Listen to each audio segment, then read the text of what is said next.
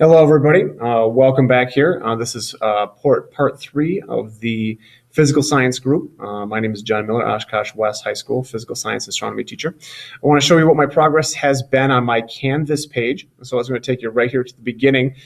This is my home page. It's got some pretty standard contact information, a lot of what the school is going to want, school districts want to see there. Let's move along. Been very happy with the announcements feature. I've played around with a couple different kinds of announcements. One video announcement, I have used one, my class requirements has a downloadable attachment for the materials that they need to go get. I require a binder and some other things, so I'd like to show them that. I plan on doing a video for them to show how to build a binder before they come into class. That'd be awesome if they could actually come in ready to go on day one. All right, this is my video announcement. Very short, very effective. Okay, there it is. That's a very effective video message, but at least they can see me, and we can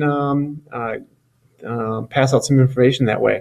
So it's going to be gone by the time school starts, but we're good. Main feature I like so much are the modules. I have designed a module for each unit, all right, as we come through here. This is just our first semester. Each one has a unit. Each unit's module is going to be pretty similar looking to the next one. I like standardization a lot. So if we look at the scientific method module, it's really our first module of the year. Every module is going to start with this page, okay? A scientific, or in this case, scientific method page that I came with. I have a unit framework of this that has the key information. I've got a collaboration page with a back channel chat. I don't see the freshman physical science class using that as much as, say, the astronomy kids do, especially when I throw something out there about current events wise. So anything in there, I didn't want to miss anything. So I've got a template for this that every unit will be built off of. Back to modules. Every module is going to have effectively the same stuff. It's going to have that initial splash page. It's going to have a notes, and then it's going to have your assignments, and then to your summative, informative quizzes. Okay, I like a lot this. I like the idea of going green. I like the idea of having everybody being able to see what's required. I whiteboard a lot, and I sometimes hand out a sheet of paper.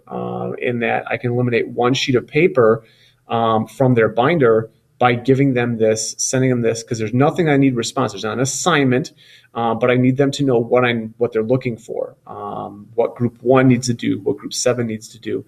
And I like the idea of having that available. Send them to the Canvas module, have them open that up, and then have them move on and start working. We have some of the quizzes in here. And that's where we came to some discussion. We recognize very much that freshmen, maybe not so much into learning, they want to get that grade. So the concerns about the cheating in this are pretty real for us. And so with that in mind, these small quizzes like this variables quiz, we're intending this to be more of a formative assessment, quick check on learning. As we have seen it over our experience, the variables of the scientific method, the experiment step, are hard to learn. So we want to do some good intensive work, whiteboarding, one-on-one, some homework on that, and then give them a short quiz to see if they're good, see where they're at.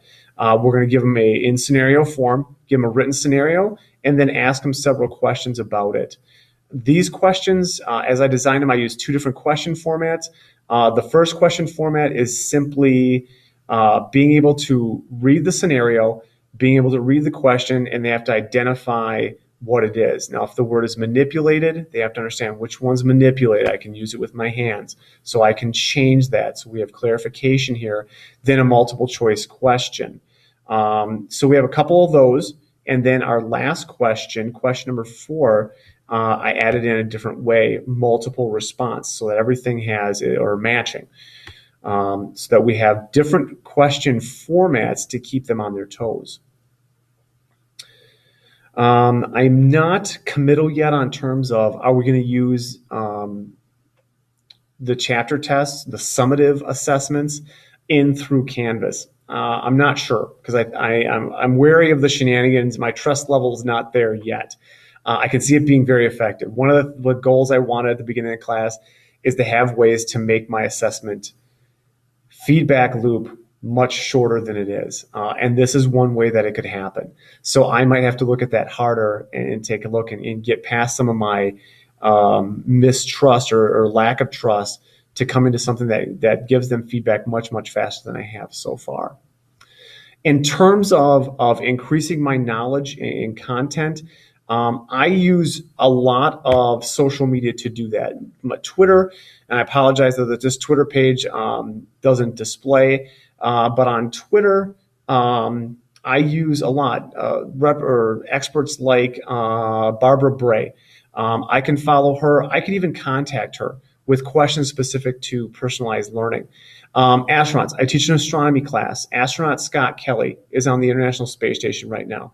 I can follow him, or we can look at different. So we can even ask him questions. So it adds this other level of learning way beyond what we had 5, 10 years ago.